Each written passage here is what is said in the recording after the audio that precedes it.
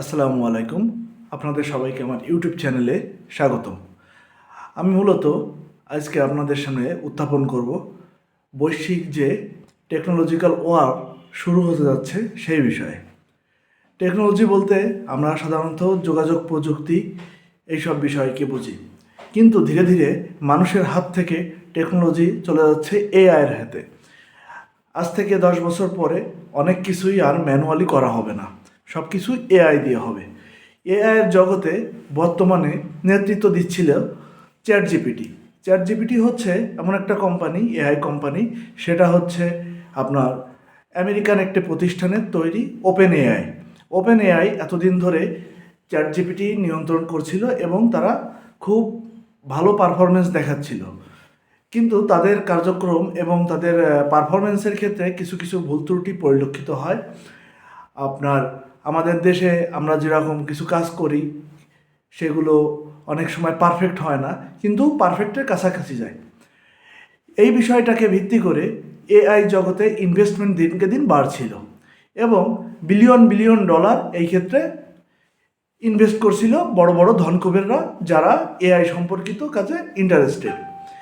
এখন যখন চ্যাট জিপিটির মার্কেটটা বেশি বাড়লো, তখন দেখা গেল যে চ্যাট জিপিটি ধীরে ধীরে তার যে ফ্রি সাবস্ক্রাইবার বা ফ্রি ইউজার তাদের সংখ্যা কমানোর জন্য, বা যারা এটার প্রতি অ্যাডিক্টেড হয়ে যাচ্ছিল তাদের কাছ থেকে চার্জ গ্রহণ করার জন্য তারা করলো কি, একটা চার্জ অ্যাপ্লাই করলো এবং সেই চার্জটা অনেক, এবং তারা এমনভাবে চ্যাট জিপিটিকে বা এআইকে উত্থাপন করলো যেটা সহজে করা সম্ভব না, বা কোনো ব্যক্তি বা প্রতিষ্ঠানের পক্ষে হঠাৎ করে এরকম একটা প্ল্যাটফর্ম তৈরি করতে গেলে অনেক বেশি খরচ করতে হবে।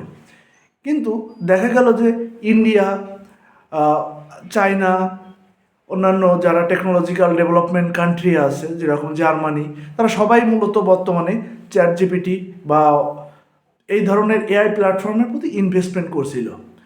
এখন দেখা গেল যে চ্যাট জিপিটি যখন বৈশ্বিক বাজারের নিয়ন্ত্রণ একচ্ছত্রভাবে গ্রহণ করছে, একটা মনোপলি বিজনেস তারা শুরু করেছিল, কিন্তু হঠাৎ করে দেখা গেল যে গত 2-1 দিন আগে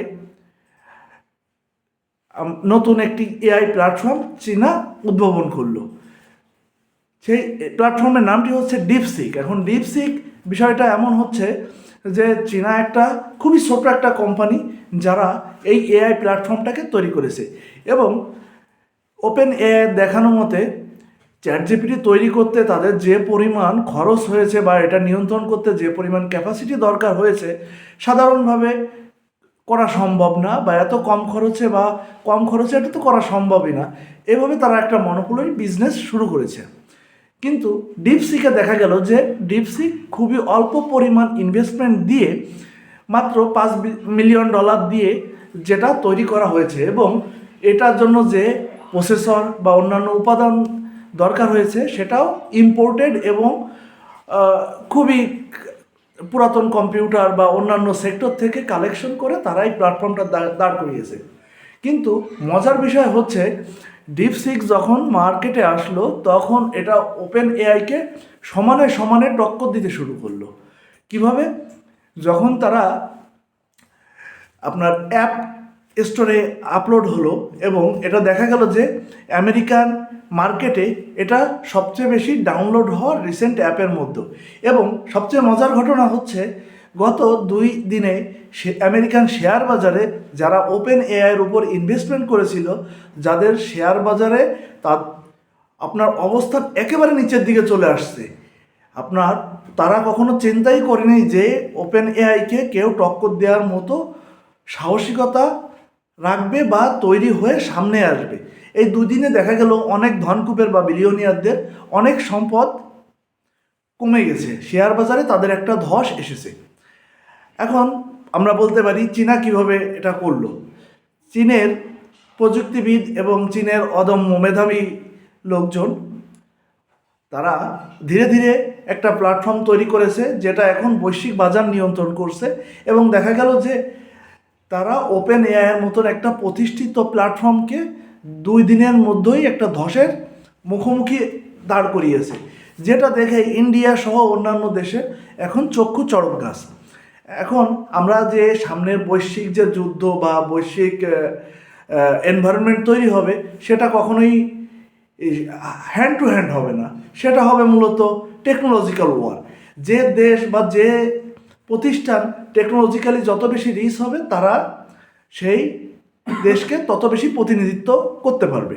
এখন আমরা আমাদের দেশে কথা বলি। আমাদের দেশে আমরা আছি সাধারণভাবে খুবই সিলি বিষয় নিয়ে আমরা ফাইট করতে করতে আমাদের 53 বছর কাটিয়ে ফেলছি। আমরা এখনও পরনির্ভর, আমরা চাইলেও কিছু করতে পারছি না। আমাদের এখানে তরুণ সমাজদের কোনো প্রতিনিধিত্ব নেই, আছে রাজনৈতিকভাবে তারা প্রতিনিধিত্ব করলেও সেটা হচ্ছে পৈতৃক বা হেরিটেজ হিসেবে তারা ধরে আসছে, কিন্তু নতুন কিছু নিয়ে সামনে আসবে এমন বিষয়টা বর্তমানে দেখা যাচ্ছে না।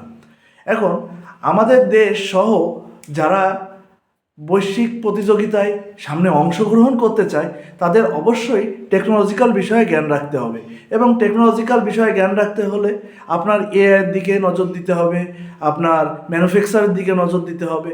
যতদিন না একটি দেশ বর্তমান বাজার প্রেক্ষাপটে এইসব বিষয়ে নিজেদের প্রতিষ্ঠিত করতে পারবে, ততদিন এইসব দেশের, উন্নয়নশীল দেশের কোনো সার্বিক উন্নয়ন সাধিত হবে না, তাদের পরনির্ভরশীল হয়েই থাকতে হবে।